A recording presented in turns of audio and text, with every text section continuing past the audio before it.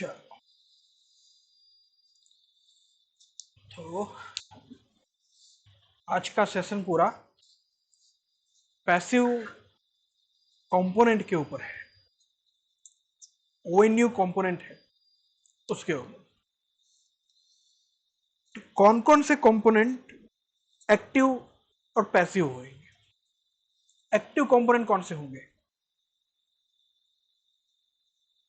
अगर हम अपने नेटवर्क में देखें कि एक्टिव कंपोनेंट देखने हैं तो स्विच, राउटर, कौन से वाला राउटर? वो टेंडा वाला राउटर जो अपने उस पे लगा हुआ है, वो एक्टिव कंपोनेंट होगा। पैसिव कंपोनेंट कौन कौन से होंगे?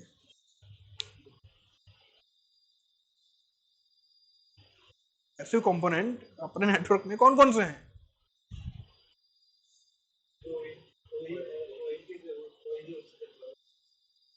ओएलटी और ओएनयू।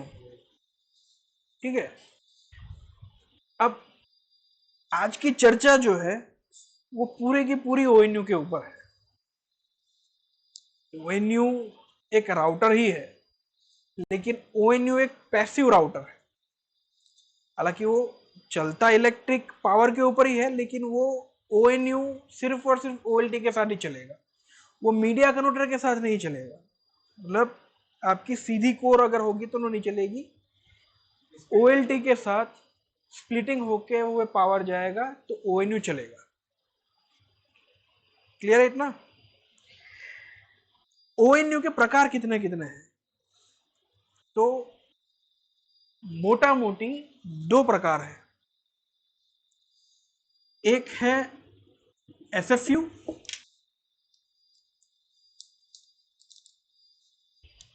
एक है एसएफयू, सिंगल फैमिली यूनिट, और एक है एचजीयू।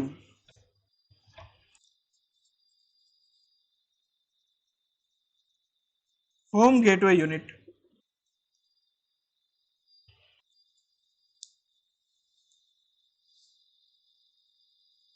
हम जो यूज करते हैं वो ये करते हैं, और कई कई कंडीशंस में हम इसको भी इस्तेमाल करते हैं। दोनों में फर्क क्या है? एचजीयू होम गेटवे यूनिट मतलब आपका वाईफाई वाला ओएनयू, जिसमें आप राउटर के तरीके से जिस ओएनयू को आप यूज कर सको, वो है आपका एचजीयू। और एसएफयू वो है आपका सादा वाला ओएनयू। ठीक है, सादा वाला ओएनयू जो जहां पे ब्रिज कनेक्टिविटी देनी होती है, तो वहां पे हम एचजीयू को इस्तेमाल ना करके एसएफयू को इस्तेमाल करते हैं, क्योंकि वही अगर करना है तो फिर वहां पे आप वाईफाई वाला राउटर लेके क्या करोगे? अब आज जो चर्चा होनी है वो मुख्यतः इसकी होनी है। ठीक है, एचजीयू में आप क्या क्या कॉन्फ़िगरेशन, एचजीयू काम कैसे करता है, और ऐसे कौन कौन से काम है जो हम एसएफयू से नहीं कर सकते।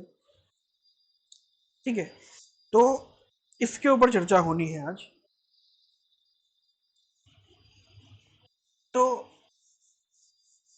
अगर आप, चलो आपको ये तो पता चल गया ओएनयू को देख के कि अगर वो एंटेना वाला है, राउटर वाला है, वाईफाई छोड़ता है। अगर कई बार वाईफाई ना भी हो, जैसे कि एसनेट के जो ओएनयू है जिसमें वाईफाई नहीं है, लेकिन फिर भी वो राउटर के तरीके से काम कर सके, तो वो भी वो एचजीयू ही है।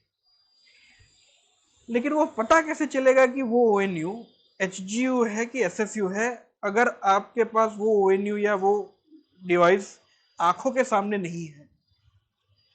आपको सिर्फ ओएलटी से पता करना है, ओएलटी का देख के पता करना है, तो ओएलटी के अंदर भी आपको ये कॉन्फ़िगरेशन दिखती है कि जो ओएनयू कनेक्ट हुआ है वो ओएनयू का टाइप, वो ओएनयू का प्रकार कौन सा है। ठीक है, वहां पे आपको सीधा दिख जाएगा कि वो SFU है कि HGU है, दिखेगा वहां पे, दिखाई देगा कि ONU के टाइप क्या है। अगर SFU है तो वो सिंपल ONU है, HGU है तो वो राउटर वाला ONU है। ठीक है, तो आज हमें किसकी बात करनी है? HGU की बात करनी है। बोर्ड दिख रहा है ना? अब HGU राउटर, HGU ONU में ने बता दिया, एक तो होता है राउटर, राउटर के साथ और क्या होगा? तो एक होता है पॉन, पॉन की फंक्शनलिटी उसमें होगी क्योंकि वो चलना तो OLT से है। ठीक है, और दूसरा ये है कि हम अगर इसी को लगाना है, राउटर और पॉन को लगाना है, तो क्या हम SFU के बाद राउटर नहीं लगाएंगे? SFU के बाद, सादे वाले ONU के बाद सीधा राउटर लगा देने से भी अपना काम हो जा रहा है, तो हम HGU क्यों लगा रहे हैं? सही है। HGU में ऐसा रहेगा कि सीधा फाइबर में चले जाएगा, फिर सीयू में रहेगा कि पहले ONU लगा फिर राउटर लगा। हाँ, मतलब उसमें आपके दो इक्विपमेंट जाएंगे, पहले SFU जाएगा फिर आपका राउटर जाएगा, जबकि इसमें आपका एक ही चीज, एक ही डिवाइस लगना है। पॉइंट ऑफ फेलियर आप घटा रहे हो। ठीक है, तो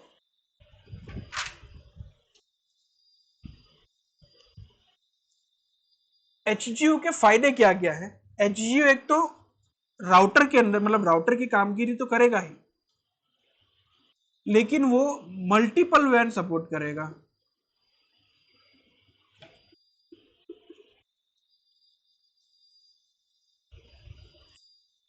मल्टीपल वैन मतलब आगे समझेंगे उसके बाद।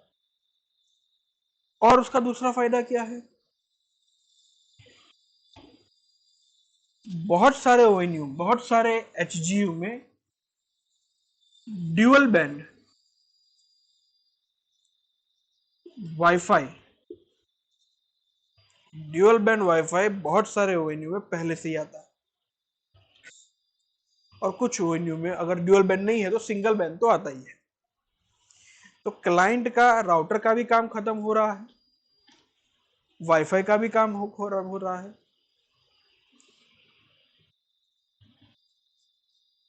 अगर इसके अलावा हम देखना जाए, इसके अंदर आपका एक POT पोर्ट भी होता है, मतलब कि टेलीफोन का पोर्ट।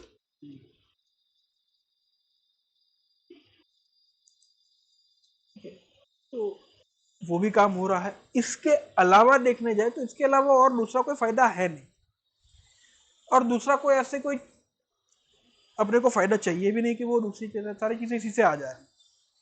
ठीक है, अब मल्टीपल वैन सपोर्ट करता है। हमने कहीं पे देखा है कि कोई सादा राउटर मल्टीपल वैन सपोर्ट करता हो? कोई सिंपल राउटर मल्टीपल वैन सपोर्ट करे, ऐसा कभी देखा है?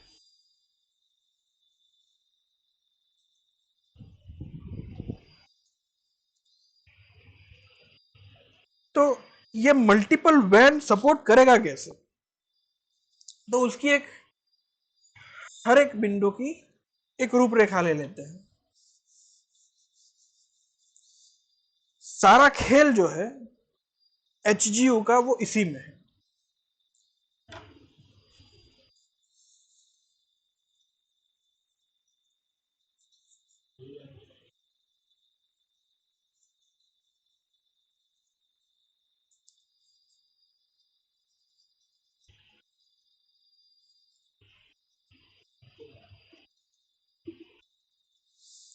ये मान लो कि आपके कोई HGU के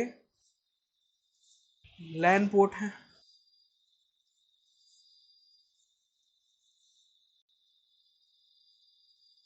और यहां से आपका एक वैन कनेक्टिविटी आई।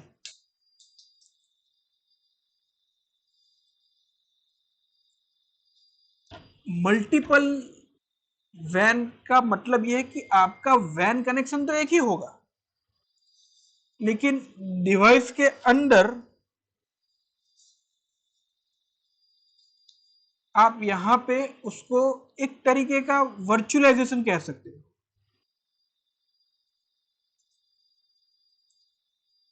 जिसको आप वीलैन से डिनोट करोगे।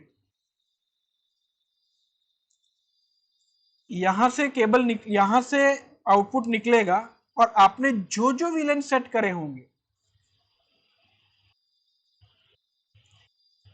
और हर वीलैन के साथ आप पोर्ट असाइन करोगे। ये क्या है? आपकी वैन लिंक, वैन 1। आपने बोला कि लैन 1 और लैन 2 से एक वैन कनेक्शन जाना चाहिए, तो वो विलन 1 से होते हुए जाएगा। सीधा अगर कोई दूसरा आपको कनेक्शन करना है,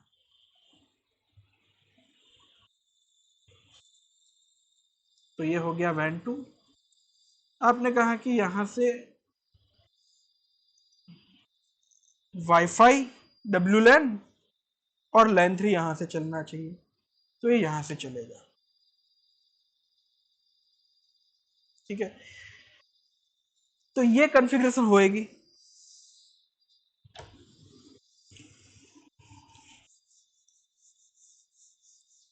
इसके अंदर आप मोटा मोटी यूं समझ लो कि each and every WAN connectivity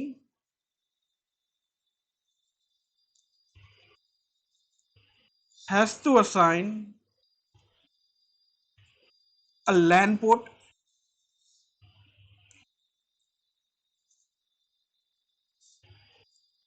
and a VLAN ID। सायरोटेक के अगर पुराने ONU देखें, तो उसमें अगर आप दूसरी वैन लिंक डालोगे, तो सेम विलेन पे वो दूसरी वैन लिंक नहीं लेगा। ठीक है, आपको हर वैन लिंक के लिए नया विलेन डालना पड़ेगा। ठीक है, आप बनाते हो ना, पेज बनाते हो कॉन्फ़िगरेशन करने के लिए, पहला पेज बनाओगे, उसमें विलेन डालोगे, राउटर मोड सिलेक्ट करोगे, इंटरनेट सिलेक्ट करोगे, सर्विस टाइप। ठीक है, जानकारी है ना इसके बारे में? तो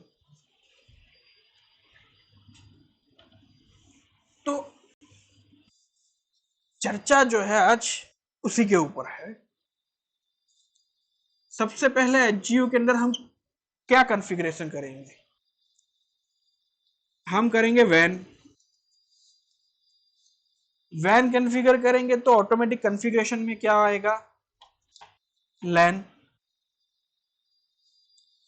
जब आप कभी भी ONU खोलते हो, तो उसमें कोई डिफॉल्ट वैन होता है? पहले से ही बना बनाया वैन होता है उसमें? TR069 DHCP का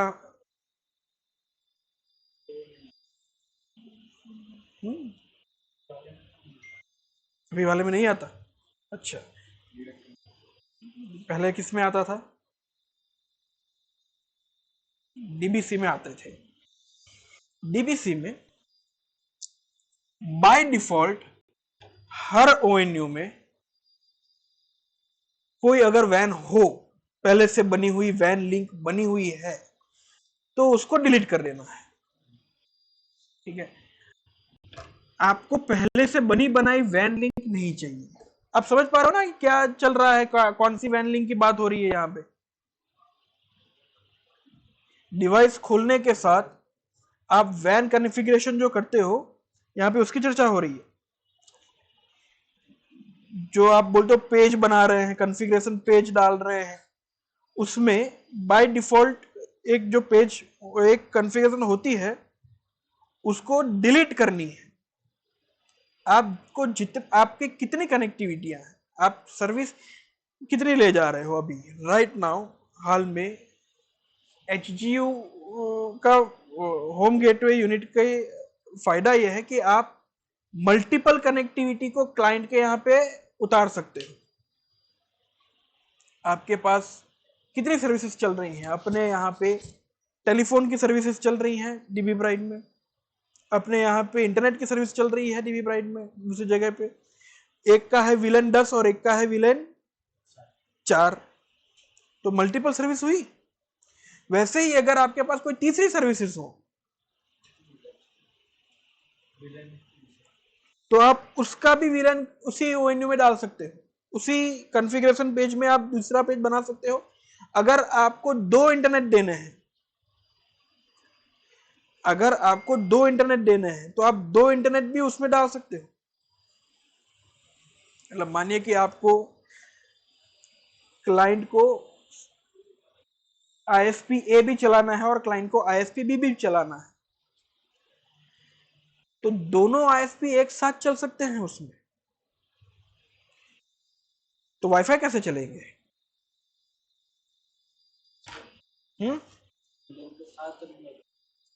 हाँ,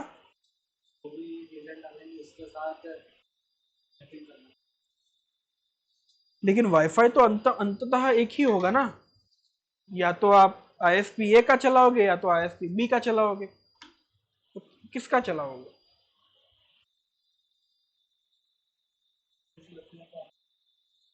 दोनों फ्रीक्वेंसी पे दोनों चलने हैं। मुझे दोनों फ्रीक्वेंसी पे ISP A चाहिए, दोनों फ्रीक्वेंसी पे ISP B चाहिए। मतलब उदाहरण के तौर पे मान लिया कि अभी अपने यहाँ पे एक कनेक्टिविटी लगी है ONU के ऊपर। अभी देखो ONU के कौन कौन से सिग्नल आ रहे हैं, तो एक है SLSPL और एक SLSPL 5G। अब मुझे उसी ONU के अंदर BSNL डालना है, ठीक है। BSNL की सर्विस, मान लो कि BSNL की सर्विस हो गई है, कोई अन्य रेल वायर अपना वो है, रेल वायर की कनेक्टिविटी डालनी है और मुझे रेल वायर का भी इंटरनेट वाईफाई पे चाहिए और स्मार्ट लिंक का भी चाहिए, तो क्या करोगे? संभव है ये? चार वाईफाई सिग्नल चाहिए मुझे, 2 स्मार्ट लिंक के, 2 दूसरे ISP के, 2 में से एक होगा 2.4G और दूसरा 5G, उसमें भी उसी तरीके से। तो क्या ये संभव है? कैसे बनता है ऐसे वाईफाई? हाँ, तो आप अलग वाईफाई भी इसमें बना सकते हो और अलग वाईफाई बना के वो अलग वाईफाई अलग वैन को असाइन कर सकते हो, ठीक है। आगे जब इसका एक प्रैक्टिकल डेमो देखेंगे, जब हम हर ONU के बारे में उसको समझाएंगे, तो इसके बारे में विस्तार से देखेंगे। अभी आपको वैन कॉन्फ़िगर करना है, वैन कॉन्फ़िगर होगा, लैन कॉन्फ़िगर होगा उसमें साथ में। हर डिवाइस में एक बाय डिफॉल्ट प्रोफाइल बनी हुई आएगी, वो TR069 की आएगी, DHCP के साथ आएगी, उसको डिलीट कर देना है। आपके ONU में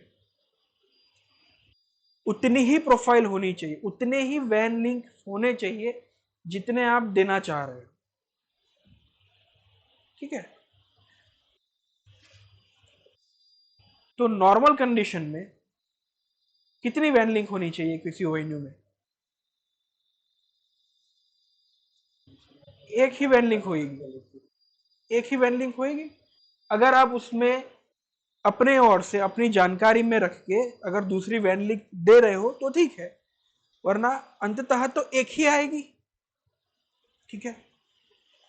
तो वैन कनेक्टिविटी एक ही रखनी है और उस एक वैन लिंक को कितने पोर्ट के साथ असाइन करना है? जितने भी लैन पोर्ट उस डिवाइस में मौजूद है वो सारे, जैसे कि लैन 1, लैन 2, SSID 1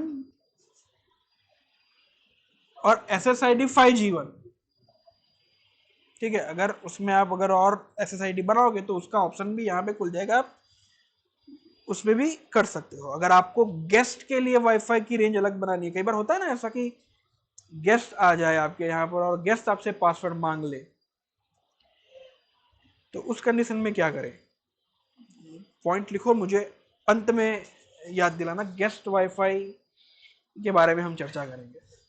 तो गेस्ट वाईफाई को भी बना के यहाँ पे हम डाल सकते हैं, लेकिन बात तो वही रही कि गेस्ट वाईफाई का भी पासवर्ड तो देना ही पड़ेगा ना, ठीक है। तो उसके बारे में चर्चा करेंगे। तो बस इतना ही है। वैन की प्रोफाइल बनाई, उसको लैन के साथ अटैच किया,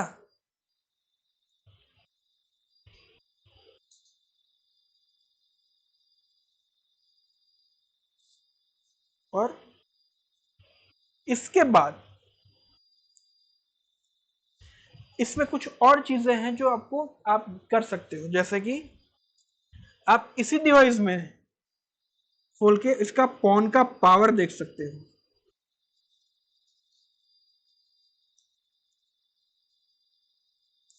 इसी डिवाइस में से आप पिंग लगा सकते हो।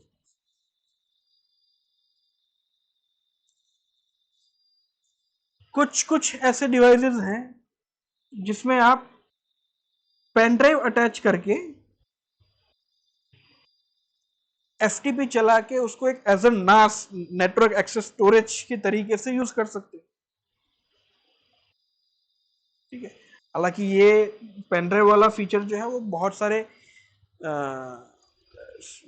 एक्टिव राउटर्स में भी अब देखने को मिल रहे हैं, लेकिन कुछ कुछ हुआई के शायद अभी जो अपने पास हुआई का जो ONU आए हैं उसमें पेन ड्राइव का ऑप्शन भी है, ठीक है। तो ये मोटा मोटी इतना ही करते हैं आप, इससे कुछ ज्यादा भी आगे करते हैं? इसके इससे ज्यादा कोई आगे कॉन्फ़िगरेशन हम लगा रहे हैं इसके अंदर ऊपर?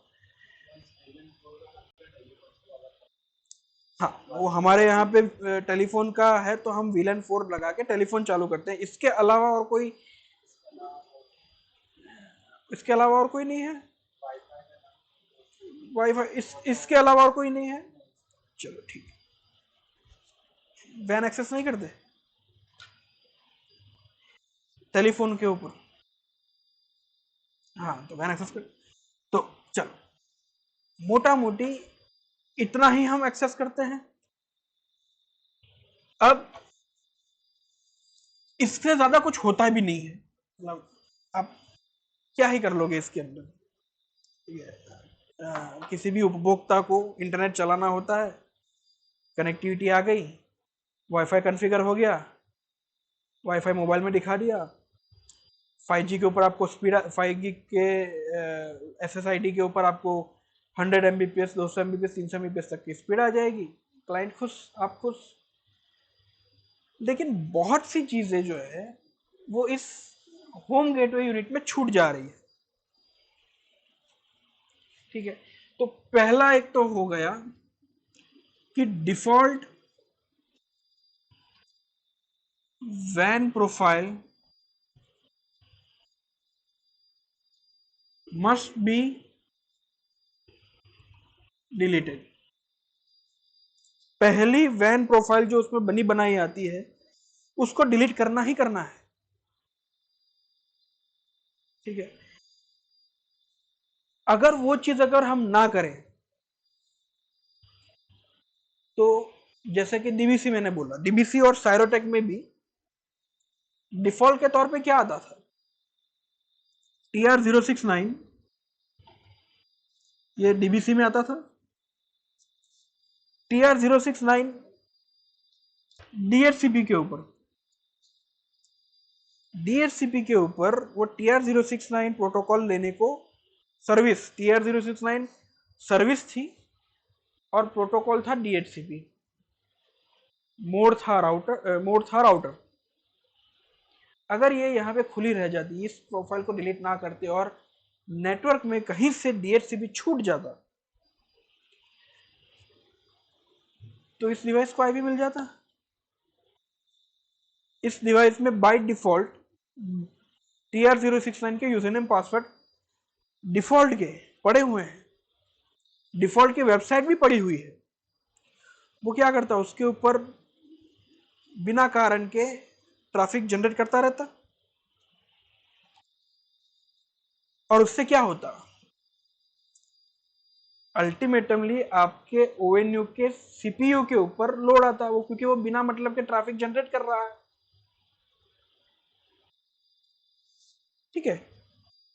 और अगर मान लो कि कोई DHCP नहीं छोड़ रहा, DHCP छोड़ेगा नहीं तो आईपी पकड़ेगा नहीं, आईपी पकड़ेगा नहीं तो ट्रैफिक नहीं छोड़ेगा, लेकिन क्योंकि ये प्रोफाइल यहां पे बनी हुई है, आपका डिवाइस हर सेकंड पे कौन सा port number, TCP port number 169, 167, 168, 169, ये 3 पोर्ट DHCP के पोर्ट हैं। तीनों पोर्ट के ऊपर ये क्या करता रहता, आईपी को ढूंढता रहता कि मुझे आईपी दो, मुझे चाहिए आईपी, मुझे आईपी चाहिए। तो ये भी तो एक तरीके का CPU के ऊपर लोड ही था। तो इसीलिए ये डिफॉल्ट प्रोफाइल डिलीट करनी बहुत जरूरी है।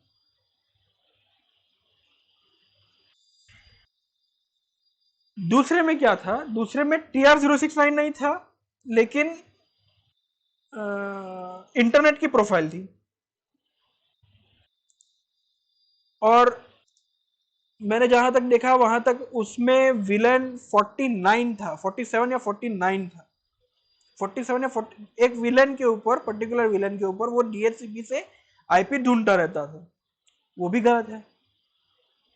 वैन प्रोफाइल आपकी, जितना आप वहां पे वैन दे रहे हो उतनी ही वैन प्रोफाइल होनी चाहिए, उसके अलावा एक भी वैन प्रोफाइल आपकी नहीं होनी चाहिए। अगर आप ब्रिज मोड कर रहे हो तो ब्रिज मोड रखो, राउटर मोड कर रहे हो राउटर मोड रखो, लेकिन आप जितनी सर्विस वहां पे प्रोवाइड करवा रहे हो उतने ही वैन कनेक्शन वहां पे होने चाहिए, उससे एक भी ज्यादा नहीं होना चाहिए। ठीक है। और हमारे केस में हम टेलीफोन का बना रहे हैं, तो टेलीफोन की एक आएगी, उसके अलावा और नहीं आएगा, वो भी कहां पे आएगी, सिर्फ और सिर्फ जहां पे हम कनेक्टिविटी दे रहे हैं वहीं पे आएगी, कहीं और वो नहीं लगेगी कनेक्टिविटी। ठीक है। इसमें कोई शंका? दूसरा पॉइंट क्या है, दूसरी हम क्या गलती करते हैं, आपने कभी देखा है कि आप जो ONU जो पावर दिखाता है, ONU का, जब ONU को आप खोलते हो फ्रंट पेज पे, स्टेटस वाले पेज पे आपको ऑप्टिकल का पावर दिखाता है, वहां पे जो ऑप्टिकल का पावर दिखाता है वही ऑप्टिकल का पावर आपको OLT में दिखता है क्या? एक पावर आपको OLT में भी दिखता है, एक पावर आपको ONU में भी दिखता है, दोनों का पावर सेम होता है क्या? कोई कोई केस में सेम नहीं होता। बहुत सारे केसेस में वो सेम नहीं होता। तो वेरिएशन कितना होता है?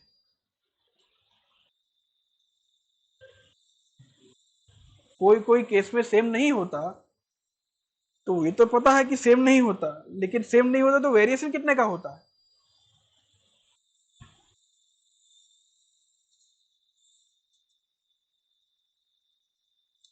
मतलब वेरिएशन होता है, और वो डिवाइस टू डिवाइस वेरिएशन होता है। अगर कहीं पे क्लाइंट के यहां पे आप पावर ले जा रहे हो, आप कितने का पावर ले जा रहे हो, कितने तक का पावर ले जा रहे हो, तो नॉर्मल रेंज है अपनी कि 24 से ज्यादा नहीं होना चाहिए, 22 से ही ज्यादा नहीं होना चाहिए, 22 के अंदर में ही अपना ONU आ जाना चाहिए। लेकिन आप 22 का पावर है वो नापते कैसे हो? पावर मीटर से नापते हो। वो पावर मीटर का रीडिंग कौन सा रखते हो? पावर मीटर में 13, 10, 15 600 से करीब स्टार्ट होता है, 600 स्टार्ट होता है, 1210, 1230, 1310, 1330, 94 से होते हुए 1550 तक जाता है। तो क्या उसमें आप फिक्स डेसिबल पे आप रख के पावर नापते हो कि हर बार चेंज होता रहता है? फिलहाल में तो उसमें 15-50 पे ही पावर लगा हुआ है। पावर मेजरिंग हमेशा 15-50 पे ही रखनी चाहिए, क्योंकि 15-50 का पावर जो मेजर होता है वो सबसे हाई होता है। तो अगर आपका पावर सबसे हाई हो रहा है तो आपको 15-50 पे इंडिकेट हो जाएगा।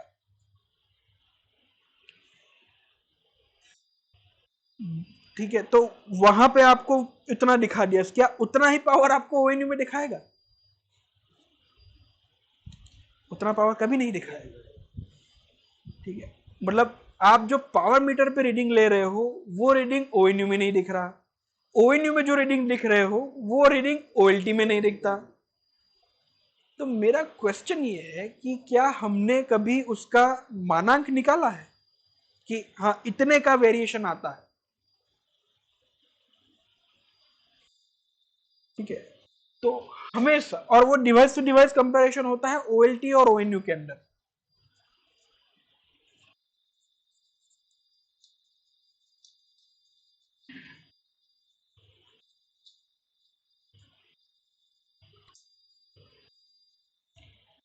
उस वेरिएशन का हमेशा एक अकाउंटिंग रखो कि हाँ इतने का वेरिएशन तो होता है, तो वो आपको हमेशा काम में आएगा, आप अवेयर रहोगे उस चीज से। ठीक है, तीसरा, जैसे मेरे को समझ नहीं आया। जैसे कि डीबीसी का अगर ओएनयू है तो उसका एक्चुअल पावर ओएलटी में, अगर ओएनयू में अगर 22 दिखा रहा है तो ओएलटी में आपको 23 ही दिखाएगा। तो एक का वेरिएशन तो आएगा ही, डीबीसी में एक का वेरिएशन आता ही है।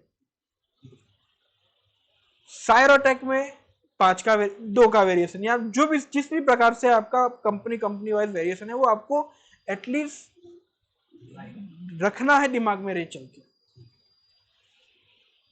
तीसरा मुद्दा ये है कि क्लाइंट का मैक एड्रेस और डिवाइस का मैक एड्रेस, क्लाइंट का पीपीपीओ यूजर का मैक एड्रेस, मतलब वैन का मैक एड्रेस, आपने जो वैन पोर्ट कॉन्फ़िगर किया है उसका मैक एड्रेस, और ओएनयू ओएलटी का मैक एड्रेस, उसमें कितना अंतर होता है?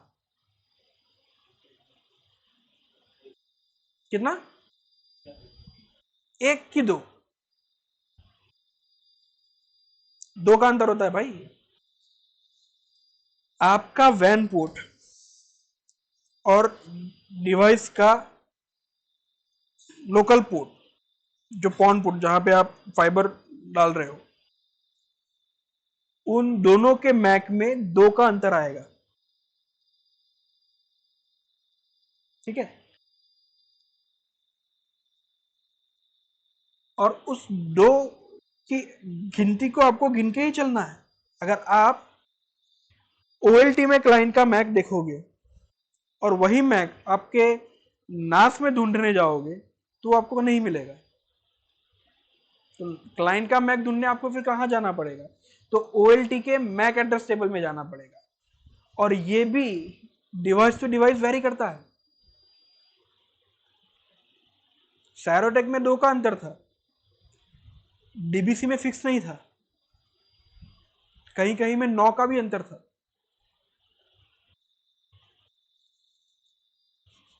समझ रहे हो?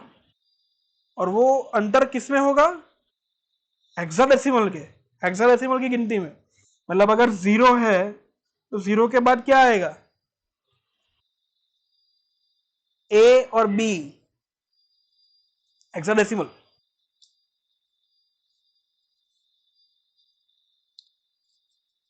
पॉन मैक एंड वैन मैक अकाउंटिंग, वो आपको पता होनी चाहिए कि कितने का अंतर होगा। अगर ढूंढना हो तो वो आसानी से ढूंढ जाए, ढूंढ पाएंगे उसको। और वो 2 का अंतर या जितने का भी अंतर है वो ऊपर है कि नीचे है। ठीक है, चौथी जो हम भूल करते हैं उसको वैन एक्सेस दे देते हैं। वैन रिमोट एक्सेस, अगर हम किसी डिवाइस को, ये अल्टीमेटम एक लिनक्स कंप्यूटर ही है। वैन में रिमोट का एक्सेस कभी नहीं देना चाहिए। क्यों? क्योंकि आपको लगता होगा कि आपने पासवर्ड चेंज कर दिया, अब थोड़ी ना कोई बाहर से खोल पाएगा। रिमोट एक्सेस मतलब बाहर से खोलना हुआ, आप बाहर से भी बैठ के इस डिवाइस को खोल पाओगे, और आपने डिफॉल्ट पासवर्ड चेंज कर दिया। लेकिन बाहर से बैठ के खोलने वाला ब्रूट फोर्स लगाएगा, और उसके अंदर कौन कौन से पासवर्ड है वो अपने को पता नहीं है। जैसे कि अगर आपने किसी डिवाइस में टेलनेट का एक्सेस ले लिया, तो टेलनेट या एसएसएच से ऑपरेट करने के लिए उसके अलग यूजर नेम पासवर्ड है, जो शायद आप उसमें से नहीं खोल पाओगे। अगर मानो कि इसको देना ही पड़ जाए, मतलब, तो इस तरीके से रखो कि वो बाहर से तो खुले ही नहीं। मतलब बाहर से मतलब आपके इंटरनल नेटवर्क के बाहर से, या तो आप उसका फायरवॉल से पोर्ट ब्लॉक कर दो, या फिर एक और प्रोफाइल बनाओ, जैसे हमने किया है कि हमने टेलीफोन इंटरकॉम देने के लिए प्राइवेट आईपी दिया हुआ है। प्राइवेट आईपी बाहर से रीचेबल है ही नहीं, तो वो अंदर से ही खुलेगा। वीलन कनेक्टिविटी हम बंद रख के रखते हुए हैं, तो इसलिए यहां से जब भी यहीं से वीलन जाएगा तभी से वो खोल पाएगा, अदरवाइज नहीं खुल पाएगा। ठीक है, वैन रिमोट एक्सेस हमेशा बंद रखना चाहिए। ठीक है, और ऐसा जरूरी नहीं है कि ये सिर्फ ओएनयू में ही होना चाहिए। ये किसी भी एंड डिवाइस जो क्लाइंट के यहां पे है, वो सभी एंड डिवाइस में रिमोट एक्सेस को अच्छे से उपयोग करना चाहिए।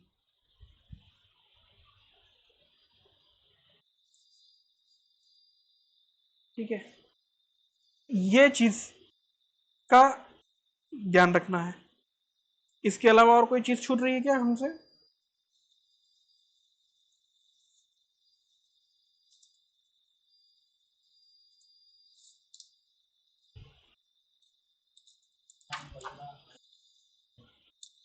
फायरवॉल ऑलवेज, अभी नए वर्जन के अंदर फायरवॉल ऑलरेडी हाई बन के आ रहे हैं। आप अब बाय डिफॉल्ट डिवाइस में रिमोट एक्सेस ओपन नहीं है, वो बंद ही है। ठीक है, तो ये एक हुआ। इसके अलावा और हमको क्या क्या समस्याएं आती है?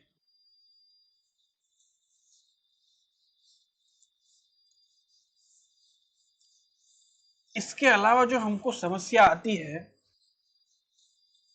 वो ये है कि क्लाइंट के यहाँ पे वाईफाई के सिग्नल नहीं आ रहे हैं, रेंज नहीं आ रही।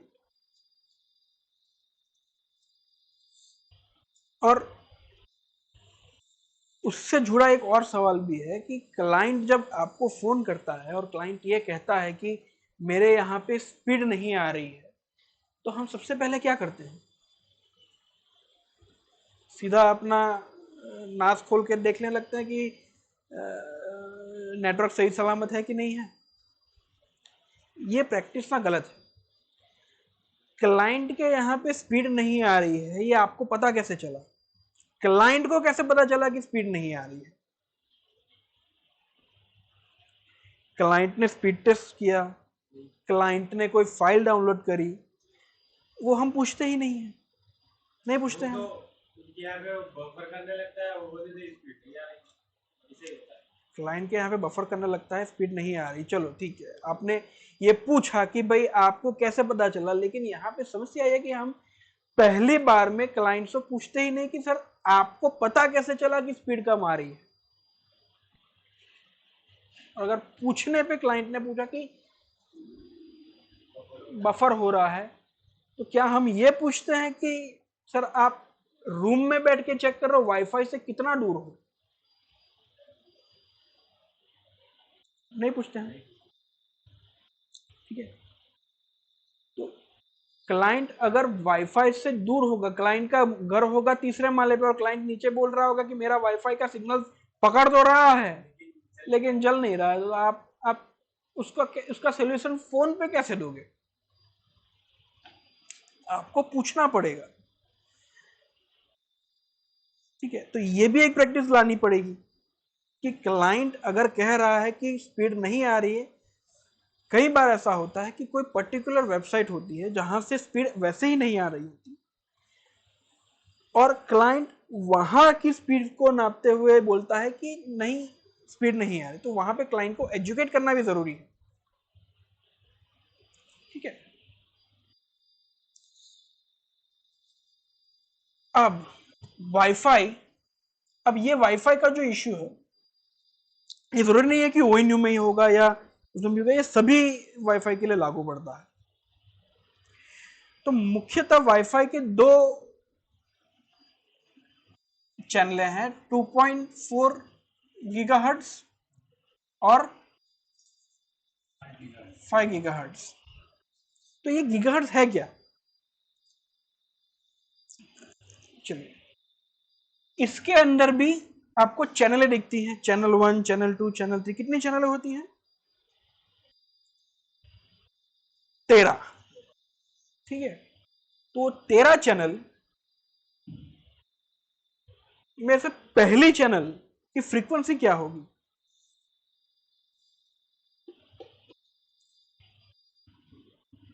इसमें टोटल 13 चैनलें होंगी। पहली फ्रीक्वेंसी होगी 2400 मेगाहर्ट्ज, मतलब पहली फ्रीक्वेंसी ये बेस फ्रीक्वेंसी है। चैनल 1 जो है वो होगी आपकी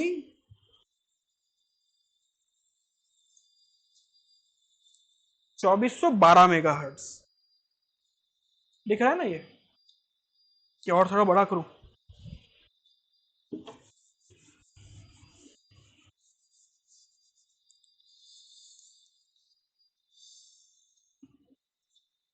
to 2.4 gigahertz, channel 1 2412 megahertz. Total 13 channel है, 2412 चैनल 2। तो सीधा दूसरी चैनल में आप जाएंगे, आपको 5 बढ़ा देना है पहली वाली चैनल में, 2417। वापस से चैनल 3 में 5 बढ़ेगा, 2422। चैनल 4, ऐसे करते करते करते हम चैनल 13 तक पहुंचेंगे। थियरी के हिसाब से चैनल 14 तक होती है, लेकिन 14th नंबर की चैनल जो है वो सिर्फ और सिर्फ जापान में यूज होती है, अपने यहाँ यूज नहीं होती। ठीक है, तो क्या सिर्फ 2.4 और चैनल ही होती है, इसके अलावा और कोई चीज होती है? एक तो 2.4 गीगाहर्ट्ज, वो तो हो गया अपना बेस फ्रीक्वेंसी। उसके बाद उसमें आप चैनल सिलेक्ट कर सकते हो। और क्या सिलेक्ट करने को ऑप्शन देता है?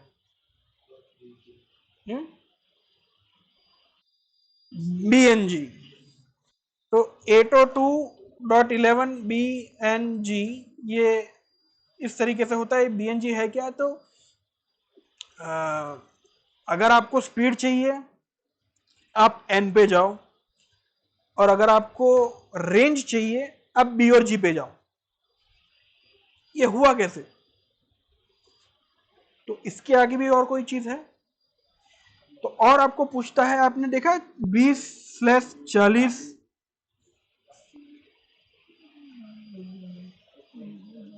मेगाहर्ट्ज, ऐसा ऐसा आपने देखा होगा ना, 20/40 मेगाहर्ट्ज। तो यहां पे ऑलरेडी हम ये मेगाहर्ट्ज पे है। ये क्या है?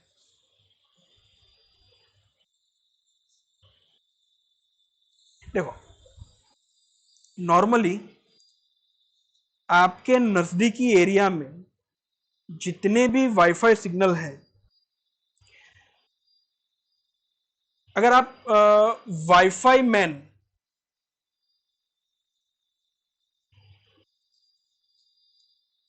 वाईफाई मैन नाम की एप्लीकेशन में जाओगे, एंड्रॉयड ऐप में, तो आपके नजदीकी जितने भी वाईफाई के सिग्नल्स हैं आप स्कैन कर पाओगे। ठीक है?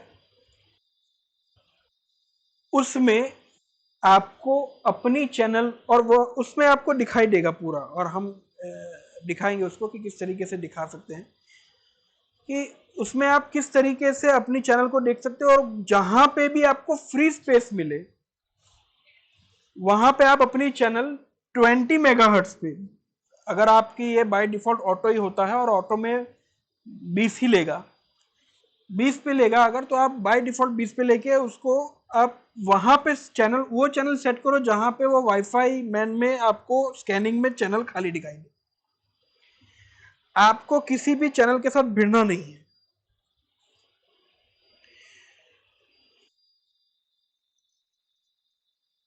हालांकि ये चैनल का कॉन्सेप्ट जो है, चैनल कौन कौन सी लेनी चाहिए, तो चैनल 1, चैनल 6 और चैनल 11, 1, 6 और 11, ये चैनल आप रखोगे। जैसे हर एडजस्टेंट को नेक्स्ट डिवाइस, मतलब अगर यहाँ पे पहला डिवाइस मेरा चैनल 1 पे है, तो इसके बाद लगने वाला, थोड़ा सा आगे लगने वाला नेक्स्ट डिवाइस जो है वो चैनल 6 पे आएगा। उसके बाद लगने वाला डिवाइस, मतलब अगर एक ही घर में आप 3-4 डिवाइस दे रहे हो, तो पहला डिवाइस आप लगाओ चैनल 1 पे, दूसरा डिवाइस लगाओ आप चैनल 6 पे, और तीसरा डिवाइस आप लगाओ चैनल 11 पे। इससे होगा क्या कि कोई भी चैनल आपस में इंटरफेयर नहीं करेगी। ये 20 और 40 मेगाहर्ट्ज जो है वो यहीं पे है। अगर आप चैनल मान लो कि ये 2422 लेते हो, तो आपकी 20 मेगाहर्ट्ज मतलब 10 यहां की और 10 यहां की, तो ये 2412 से लेके 2432 आएगा, यहां तक की सारी फ्रीक्वेंसी आपकी यूज हो गई चैनल 3 में, 20 मेगाहर्ट्ज के अंडर में। समझ रहे हो? तो अब अगर आप कहीं पे चैनल 3 यूज कर रहे हो, तो नेक्स्ट एडजस्टेंट में आप चैनल 1 यूज नहीं कर पाओगे, क्योंकि अगर दो फ्रीक्वेंसी आपस में टकरा रही है तो वो इंटरफेरेंस पैदा करेगी, और एक डिवाइस, जब तक वो डिवाइस दूसरे डिवाइस से बात कर रहा है तब तक तीसरा डिवाइस जिस चैनल पे है वो दूसरा बात नहीं कर पाएगा। ठीक है? वाईफाई में एक ये ध्यान रखना है, और किसमें, वो भी सिर्फ और सिर्फ 2.4G में। 5G में तो बहुत चैनल हैं अपने पास, और 80-80 मेगाहर्ट्ज तक की चैनलें हैं। ठीक है? बहुत लंबी लंबी चैनलें हैं उसके अंदर। ठीक है? ये समझ में आ गया? ठीक है? इसमें मेगाहर्ट्ज में जैसे अगर ज्यादा बढ़ा देते हैं, मान लो 20 है, 40 है, 80, 80 पे अगर मान लो कर देते हैं, जो ओल्ड फोन दे रहे हैं या तो कुछ सिस्टम्स रहते हैं, 2.4G में आप मैक्स टू 2.4G में मैक्स तो 40 तक ही जा पाओगे। 5 गीगाहर्ट्ज में लेकिन 80 तक है। 5 गीगाहर्ट्ज में जो चैनल की शुरुआत होती है वो 36 चैनल से शुरुआत होती है। ये 1-2 से है, वो जाएगा 36वीं चैनल से। 36 के बाद आपकी जो यहाँ पे सीधा सीधा 5 का गैप है, 12 के बाद 17, वहां पे सीधा 20 का गैप है। 36 से बाद नेक्स्ट चैनल कौन सी है? चैनल 40। 40 के बाद चैनल 44, फिर बीच की कुछ चैनलें जो है वो डीएफएस चैनल है, डिफेंस चैनल है, रडार चैनल है वो। तो वो अगर हम यूज कर, हालांकि घर में अगर करना हो यूज कर सकते हैं, लेकिन नॉर्मल डिवाइस में वो खुली नहीं होती, अपने ओएनयू में वो खुली नहीं है। लेकिन हम जो छतों के ऊपर यूबीक्यूटी के डिवाइस लगाते हैं उसमें वो हम डिवाइसेस चैनल खोल सकते हैं। ठीक है, तो वो भी उसी चैनलों के ऊपर आधार पे काम करेगा। हालांकि यहाँ पे विषय अपना ओएनयू पे है। तो ये 2.4 में हमको 20 और 40 का ही ऑप्शन आता है। आप 20 पे ही रखो, क्योंकि 20 पे आप रखोगे तो आप नेचुरल सिलेक्शन में आप चैनलें कम सिलेक्ट कर रहे हो। ठीक है, क्योंकि आप इतने में ही जा रहे हो। अगर आप 40 में जाओगे तो ये रेंज और बड़ी हो जाएगी, आपकी चैनल, आपकी फ्रीक्वेंसी जो यूज होने वाली है अब वो बड़ी यूज होने वाली है। तो उसमें नेचुरल तौर पे, प्राकृतिक तौर पे वहां पे आपको इंटरफेरेंस ज्यादा मिल सकता दूसरे डिवाइसेस का। और कई बार ऐसा होता है कि कोई चैनल ही फ्री नहीं है। जैसे अपने ऑफिस में ही देख लो, अपने ऑफिस में कौन सी चैनल फ्री थी? एक भी नहीं थी। तो ऐसा होता है कई बार कि घरों में, आसपास के बिल्डिंगों में, आसपास में बहुत सारे वाईफाई हो जाने से कोई चैनल ही फ्री नहीं रहती। तो उस कंडीशन में क्या करें? तो सबसे पहला तो जो है, always use free channel.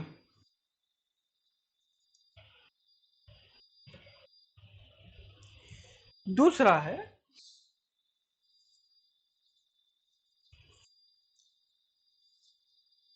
Always ना नहीं कहेंगे, लेकिन मुख्यतः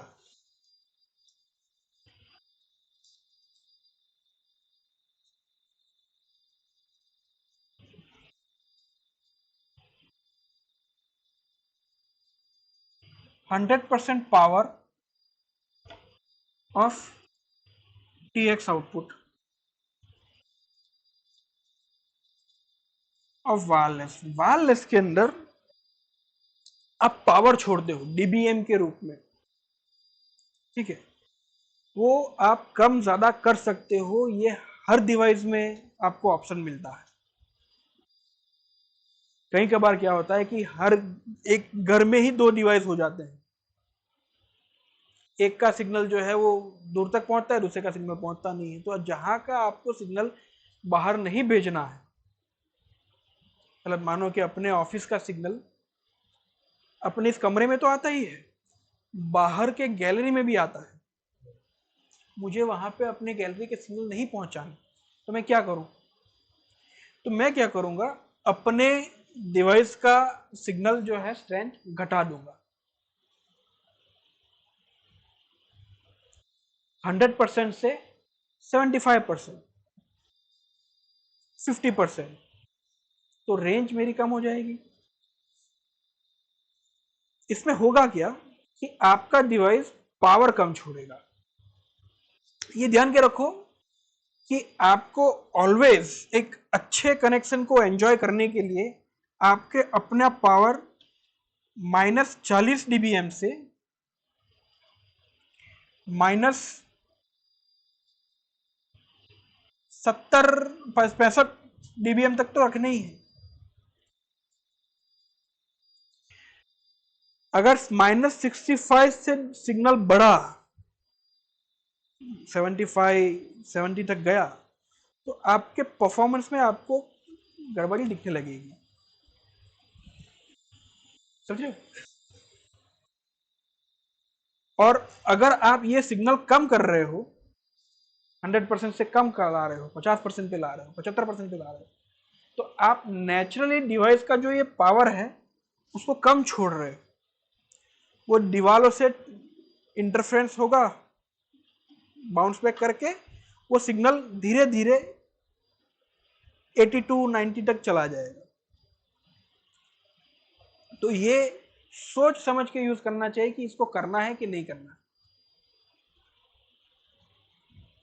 ठीक है, आपका अच्छा कनेक्शन एंजॉय करने के लिए 40 से 65 तक डीबीएम में पावर आपको रखना है।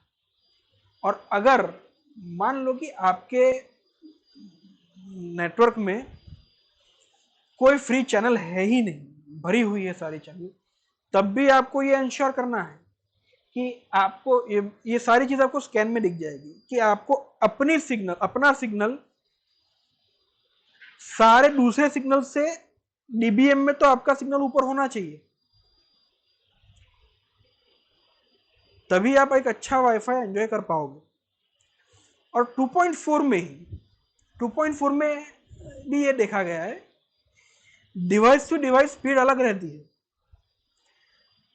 अभी एक छोटा प्रैक्टिकल हमने किया, लैपटॉप में चेक किया 40 एमबीपीएस से स्पीड बढ़ी नहीं। हमने चैनल चेंज कर ली, हमने फ्रीक्वेंसी चेंज कर ली, सारा कुछ चेंज कर लिया, 40 से ऊपर नहीं बढ़ी।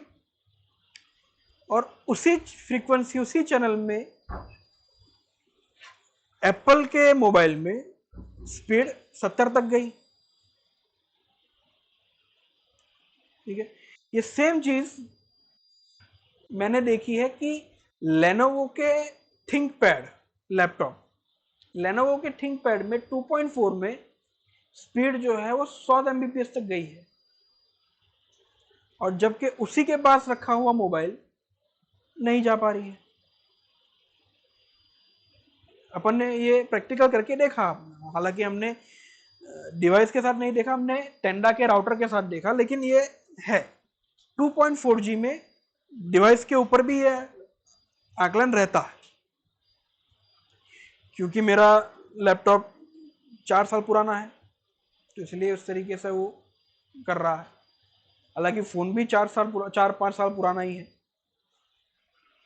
ठीक है, लेकिन यही सेम चीज आपको 2.5 गीगाहर्ट्ज में भी मिलेगी। 5 गीगाहर्ट्ज में ये इश्यू नहीं है।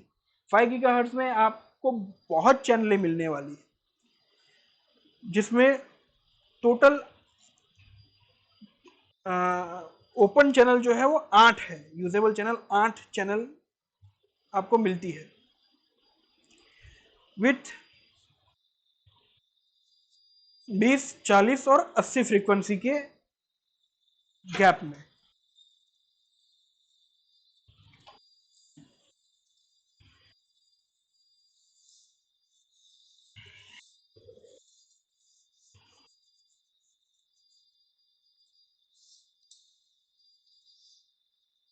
इसके अलावा और क्या बाकी रह गया? वाईफाई आ गया,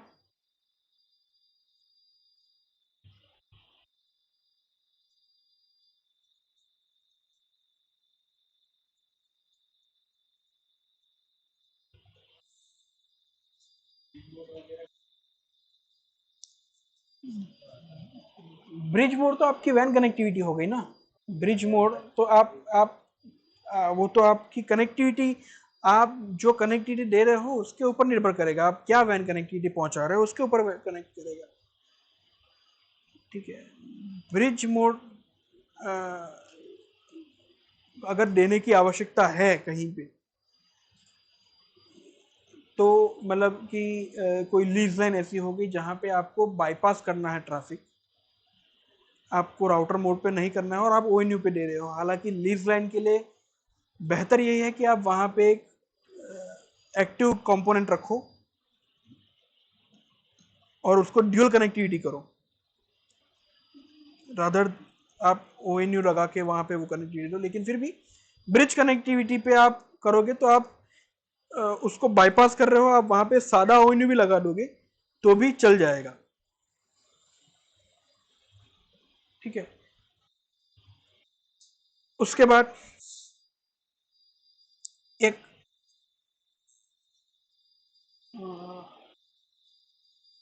और कोई पॉइंट बचा? मैंने एक पॉइंट लिखवाया था वाईफाई का, हमने डिस्कस कर लिया। गेस्ट वाईफाई का, गेस्ट वाईफाई हम सभी राउटर और अपने ओएनयू में भी एक WPF फंक्शन आता है।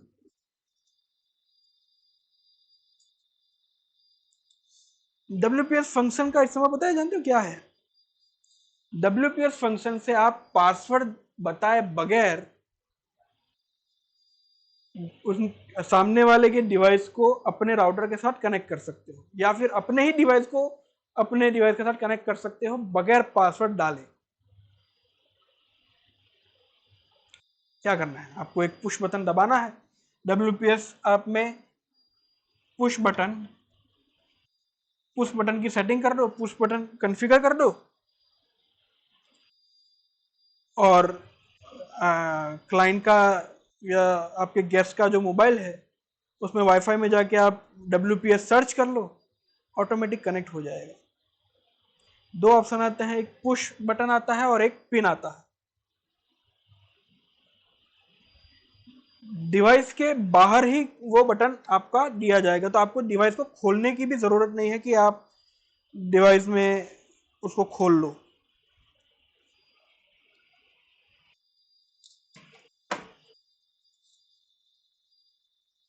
बहुत सारे प्रिंटर जो वाईफाई से कनेक्ट होते हैं उसमें ये सुविधा नहीं होती कि आप वाईफाई का SSID का नाम देख सको। उसमें सीधा यही बटन दिया होता है कि WPS दबाओ, वहां पे दबाओ और आपके राउटर में दबाओ, आपका प्रिंटर ऑटोमेटिक कनेक्ट कर लेगा वाईफाई को। तो हमेशा गेस्ट वाईफाई बनाइए, उसी गेस्ट वाईफाई को आप उसी वैन पोर्ट के साथ जोड़िए। और अगर यदि गेस्ट को आपको नहीं देना इंटरनेट, तो आप एक और गेस्ट प्रोफाइल बनाइए जिसके साथ इंटरनेट ही ना जोड़िए, और फिर आपने गेस्ट को बोल दो कि भाई इंटरनेट ही खराब है मेरा। ठीक है, वो अपने ऊपर है। पासवर्ड मत बांटो, गेस्ट वाईफाई क्रिएट करो, WPS बटन बना दो, जब भी कोई बोले कि मुझे कनेक्ट कर दो, पासवर्ड दे दो, आप बटन दबा दो, गेस्ट वाईफाई कनेक्ट हो जाएगा। और जैसे ही छूटा, आपकी रेंज से छूटा, फिर वो वापस कनेक्ट नहीं होगा। एक अच्छी प्रैक्टिस है। कहीं कहीं डिवाइसेस में, मतलब अपने ONU की बात नहीं कर रहा हूँ, लेकिन राउटर्स में तो यहाँ तक के ऑप्शन दिए जाते हैं कि आप गेस्ट वाईफाई की स्पीड को मेंटेन कर सको, कि गेस्ट वाईफाई इतने से ज़्यादा नहीं लेना चाहिए, ये तक के प्रावधान दिए गए हैं उसमें। डाटा भी कितना यूज कर सकते हैं।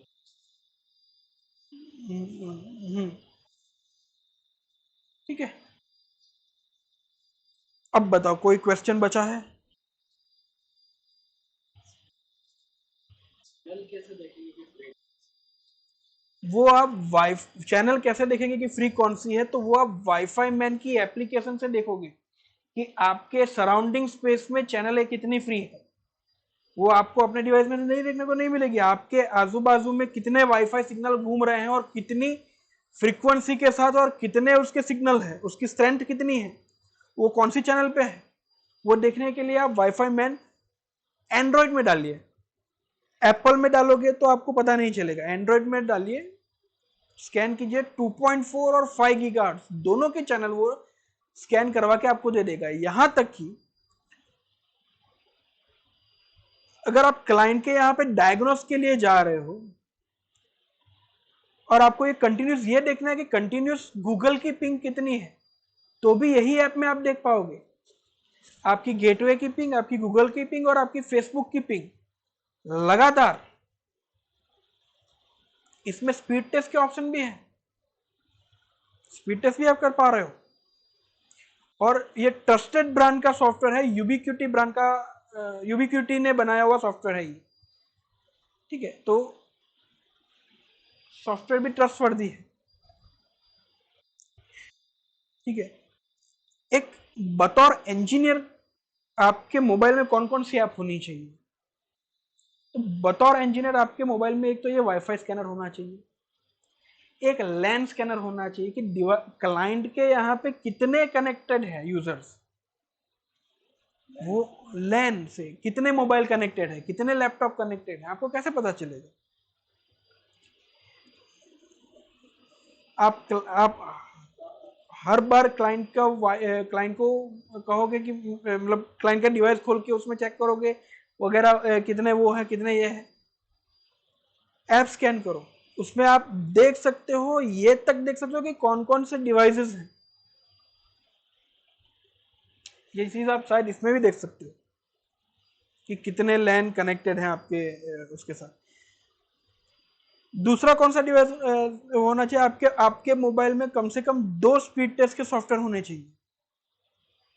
एक तो ओकला है, दूसरा fast.com लगवा लो, तीसरा वाईफाई में भी है, इसमें भी है।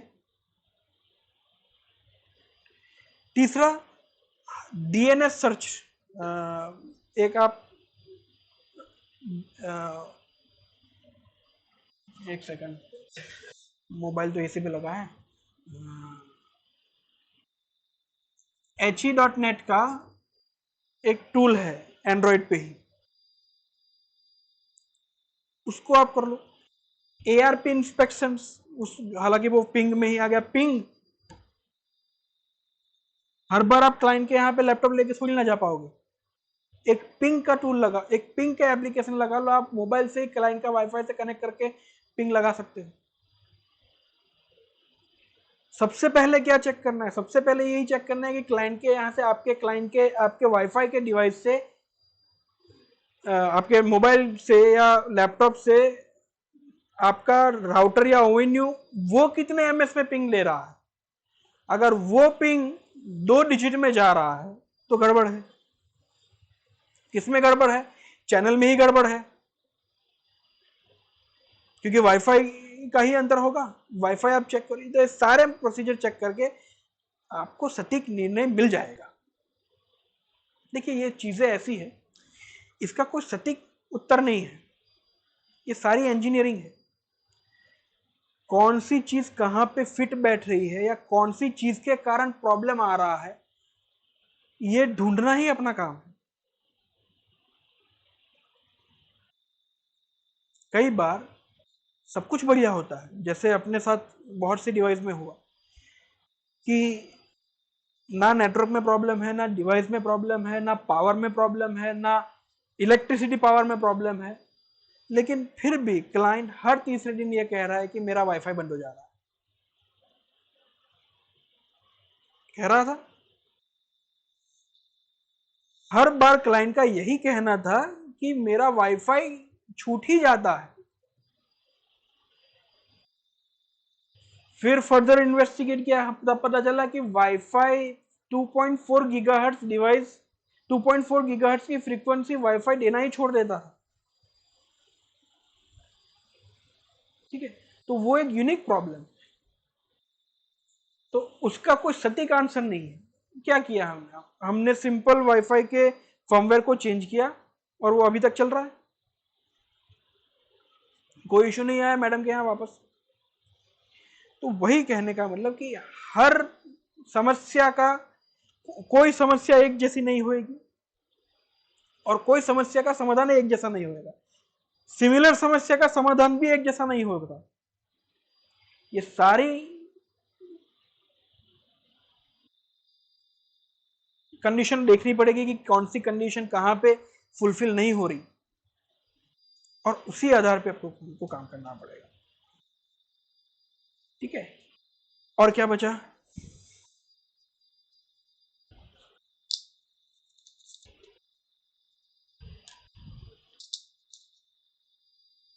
अच्छा, ओएनयू की एंटेना की एंगल,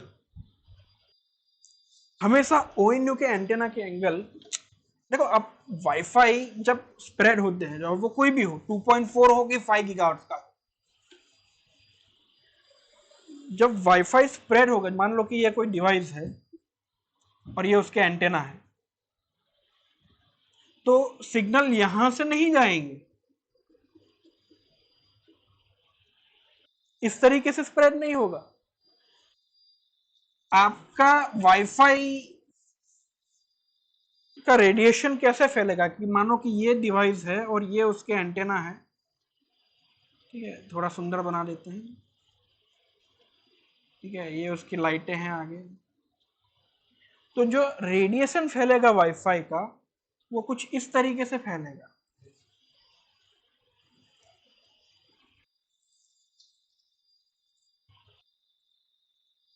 वो सिर्फ एंटेना से नहीं फैलेगा, पूरा डिवाइस एसएसआईडी मतलब वाईफाई की फ्रीक्वेंसी को रेडिएट करेगा, पूरा डिवाइस। अब आप समझो इस स्थिति में, और ये पूरा है आपका 100%, जो मैंने बताया था ना कि 100% सिग्नल स्ट्रेंथ, ये पूरा है 100%। अब आप समझो आपने डिवाइस को कहां लगाया, टेबल पे लगाया,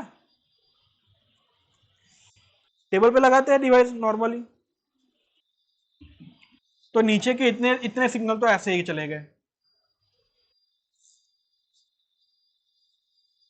चले गए। डिवाइस को हमेशा हैंग करना चाहिए। डीबी प्राइड में मतलब हमने अपने यहाँ पे डिवाइस को हैंग करके रखा हुआ है, पूरे कमरों तक जाता है, कोई इश्यू नहीं। और दूसरा, ये दोनों डंडी एक दूसरे से 90 डिग्री एंगल में होनी चाहिए। मतलब 90 डिग्री एंगल मतलब अगर एक डंडी इस तरीके से सीधी है तो दूसरी 90 डिग्री एंगल में, इससे 90 एंगल, समझ रहे हो, 90 एंगल में रखनी चाहिए। इससे होगा क्या कि एंटेना जो रिसीव करेगा वो हर फेज की, मतलब उसमें भी फेज होते हैं,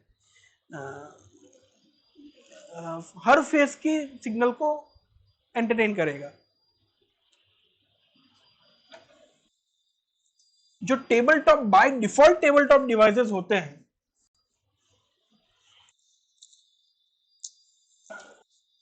यूबीक्यूटी के डिवाइसेस, जो यूनिफाई एपी, यूनिफाई एपी गोल डिवाइस क्यों है? यूनिफाई एपी गोल डिवाइस, गोल चक्के के आकार का होता है, तो उसको डिजाइन किया गया है सीलिंग हैंग के लिए। उसको आपको सीलिंग पे ही हैंग करना चाहिए, क्योंकि उसका जो रेडिएशन आएगा वो सामने की ओर से आएगा। या फिर आप टेबल टॉप करो उसको, लेकिन टेबल टॉप करोगे उससे भी अच्छा आप सीलिंग पे उसको हैंग करो, ताकि वो अपने सिग्नल नीचे की तरफ फेंके। ठीक है, तो हर डिवाइस के ओरिएंटेशन के हिसाब से वो चेक करना पड़ता है, कहीं कहीं डिवाइस में किस तरीके का है, हर जगह लिखा नहीं होता। इस तरीके से टिपिलिंग और टेंडा के मैश राउटर्स वो टेबल टॉप के लिए बनाए गए हैं। इस तरीके के है, इस तरीके से घुम्मट आकार के हैं, तो सिंपल आप टेबल टॉप ही रख दो, काम हो जाएगा। तो डिवाइस आप किस तरीके से प्लेस कर रहे हो उससे भी आप अच्छी खासी रेंज कवर कर सकते हो। पहले हमारे 4 एंटेना डिवाइस थे, अब हुए क्या है 2 एंटेना आ गए, फिर भी कहीं पे कोई इश्यू नहीं।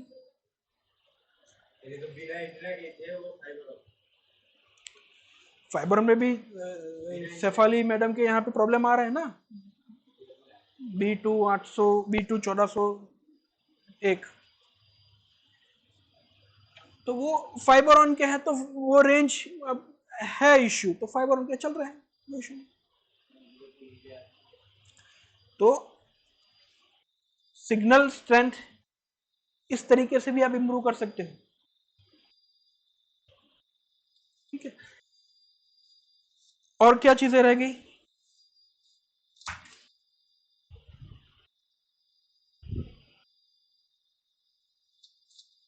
और कोई सवाल?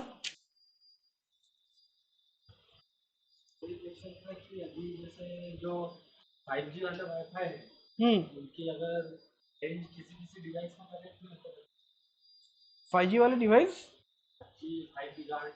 5 गीगाहर्ट्ज वाले डिवाइस किसी किसी डिवाइस में कनेक्ट, मतलब वो पुराने डिवाइस हैं, पुराने डिवाइस हैं, उसमें 5 गीगाहर्ट्ज की फ्रीक्वेंसी कैच करने के लिए एंटेना नहीं है, तो वो उसमें 5 गीगाहर्ट्ज। देखो ये इश्यू ना टीवी में भी रहते हैं। अगर टीवी की बात बताऊं, कई क्लाइंटों के यहाँ पे स्मार्ट टीवी आ गए हैं, ठीक है, अगर आपका टीवी 4K है, 4K टीवी है, तो ही उसमें 5 गीगाहर्ट्ज की बैंडविड्थ सपोर्ट करने के लिए आएगी, अदरवाइज नहीं आएगी।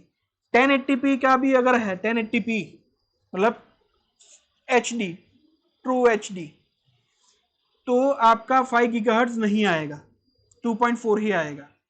सिर्फ और सिर्फ 4K वाले टीवी में ही आपका 5 गीगाहर्ट्ज की चैनल को रीड करने के लिए उसमें एंटेना दिया जाएगा, अदरवाइज नहीं दिया जाएगा। और 44 इंच से ज्यादा के ही टीवी 4K, 42 के भी आते हैं 4K, लेकिन 4K टीवी में ही आपको 5 गीगाहर्ट्ज मिलेगा, अदरवाइज नहीं मिलेगा। और टीवी में ये भी एक देखा गया है कि वो सिर्फ और सिर्फ WPA2 वाईफाई का जो पासवर्ड हम सेट करते हैं, WPA2 PSK, WPA2 PSK, TPISK, तो टीवी में सिर्फ और सिर्फ WPA2 ही लेगा। और मैंने LG के टीवी में ये देखा है अपनी आंखों से कि LG का टीवी जियो का सिग्नल नहीं पकड़ रहा, जियो का सिग्नल नहीं पकड़ रहा LG का टीवी, उसमें दिखाई नहीं दे रहा। आप चाहे कोई भी सिक्योरिटी अप्लाई कर लो, WPA2, मेरे पड़ोस में ही थे, उन्होंने मुझे बुलाया कि इस तरीके से इश्यू है और जियो का इंटरनेट लगा हुआ है, LG का टीवी, उसमें जियो का वाईफाई का सिग्नल कैच ही नहीं हो रहा। तो टीवी में भी ये समस्या देखी गई है। ठीक है, जैसे जो सिक्योरिटी ये वाली, इनमें से कौन सी बेस्ट?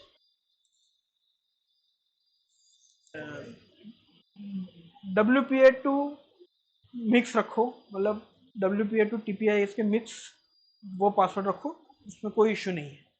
पासवर्ड के साथ मुझे आज तक अभी ऐसा कोई, ये एक इंसिडेंट के अलावा मुझे कोई ऐसा कोई दूसरा इंसिडेंट ऐसा मुझे दिखा नहीं कि जिसमें कोई समस्या हो। मुझे एक बार दिखा था, मेरे WPA2 के अलावा दूसरा कर दिया था, तो आईफोन का जो मोबाइल है उसमें बता रहा था लेस है, पासवर्ड अच्छा खासा डाला हुआ था, लेकिन उसमें शो कर रहा था कि अच्छा, कनेक्ट हो गया था, लेकिन तो कनेक्ट तो हो जाता है ना, कनेक्ट हो रहा था। इसमें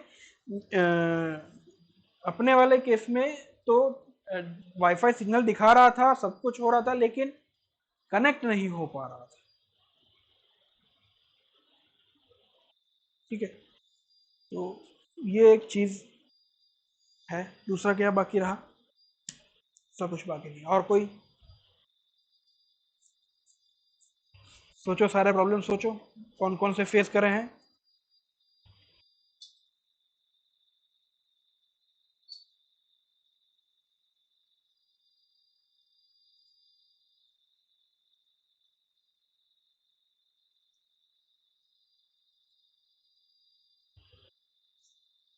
चलो ठीक, कोई क्वेश्चन नहीं है? ओके चलो ठीक है। तो मतलब एक बार इसके ऊपर चिंतन करो, गणन करो, फिर वापस से हम कल इसके ऊपर बैठते हैं। ठीक है।